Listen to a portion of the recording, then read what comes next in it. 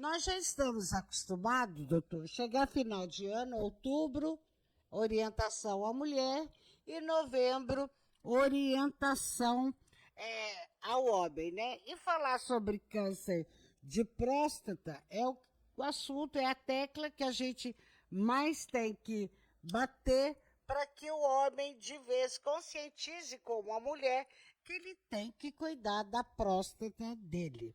Então, eu queria que o senhor falasse para nós, primeiro, já diminuiu aí o preconceito do homem ou o medo que o homem tem do exame, doutor? Já sim. Eu posso falar que, assim, aqueles que foram meus professores, né, durante a minha formação acadêmica e durante a minha residência de urologia, certamente eles enfrentavam uma dificuldade muito maior do que a que eu enfrento hoje em dia, né? Uhum. Até porque, Nildo, hoje em dia a informação ela está muito fácil, né? O acesso à informação está bem mais fácil que antigamente. Então, hoje em dia você vê assim homens que estão nessa faixa etária já que a gente indica de iniciar o rastreio para câncer de próstata, eles navegam pela internet, né? E hoje em dia a informação chega de maneira muito facilitada.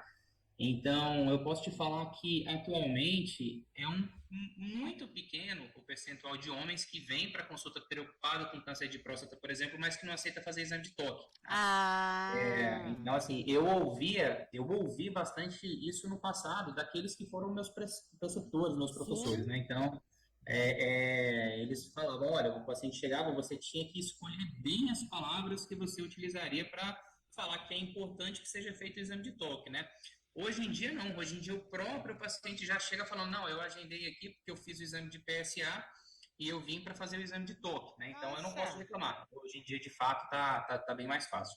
que beleza, hein, doutor? Como é que deu uma evoluída na cabeça do homem? Mas nós estamos falando do homem, que faixa etária?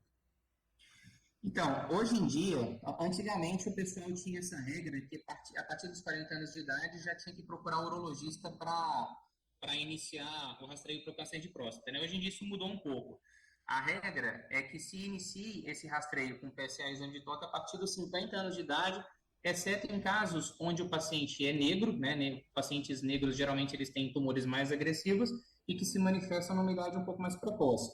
E a não ser que também o paciente tenha tido algum familiar de primeiro grau, pai ou irmão, que tenha tido câncer de próstata, principalmente mais jovem, né? Aham, Nesses casos, a gente recomenda que se inicie aos 45 anos, né? Isso certo. não significa que assim, o paciente não deva eventualmente marcar consulta por urologista para fazer algum tipo de rotina, de rastreio. Ele pode fazer isso em qualquer idade, aliás, é bastante comum, né? Tem muitos pacientes de 30, 35, 40 anos que consideram que o urologista é o clínico que vai acompanhá-lo, que eventualmente vai ver como é que está o colesterol, como é que está o ultrassom, e aí acaba Ah, acompanhando esse paciente.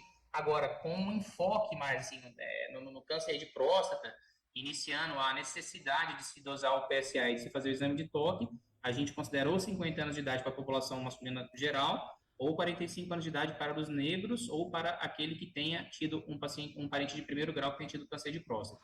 ô, doutor Diego, quando a gente fala em saúde do homem, tem que se ligar primeiro em câncer de próstata ou faz-se um outro exame também? É, se for nessa faixa etária que a gente Quarenta e comentou, cinco?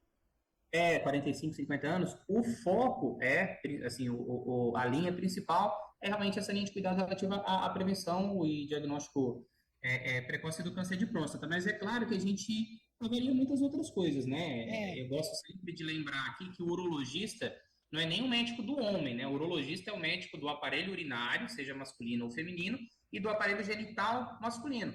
Então, às vezes a gente vê se o paciente, por exemplo, tem pedra no rim, se tem a questão sexual, se está em dia também, se está tendo alguma dificuldade de ereção, alguma dificuldade de libido, se está tendo eventualmente aquilo que a gente chama de distúrbio androgênico do envelhecimento masculino, que é falado aí de maneira errônea como andropausa, então a gente pode Ah, é. dosar para saber se eventualmente a testosterona não caiu também, por exemplo, entendeu?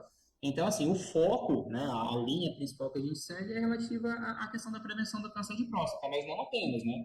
A gente vê como é que está a questão dos rins, como é que está a questão da saúde sexual, e em alguns casos a gente acaba assumindo mesmo o controle aí de outras questões, como ver como é que está o colesterol, porque muitas vezes é o único contato que aquele paciente do sexo masculino tem com o médico no ano, né? É. Então, em alguns casos, a gente acaba vendo tudo mesmo.